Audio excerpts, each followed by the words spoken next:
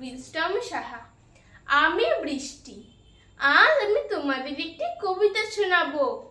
কবিগুরু রবীন্দ্রনাথ ঠাকুরের লেখা হারিয়ে যাওয়া। ছোট্ট আমার মেয়ে সঙ্গিনীদের ডাক শুনতে পেয়ে সিঁড়ি দিয়ে নিচের তলায় যাচ্ছিল সে নেমে।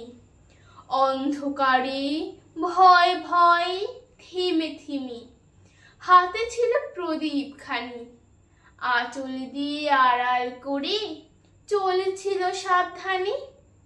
আমি ছিলাম ছাতে তারায় ভরা চৈত্র মাসের রাতে। হঠাৎ মেরে কান্না শুনে উঠে দেখতে গেলেম ছুটে।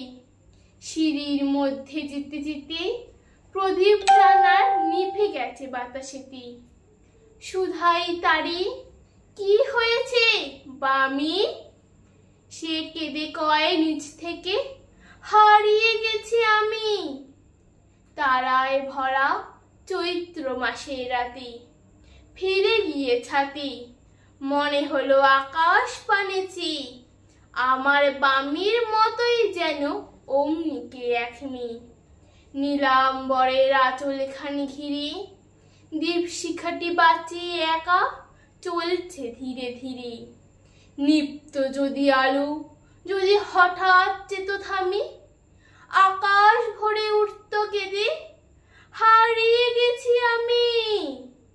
নমস্কার।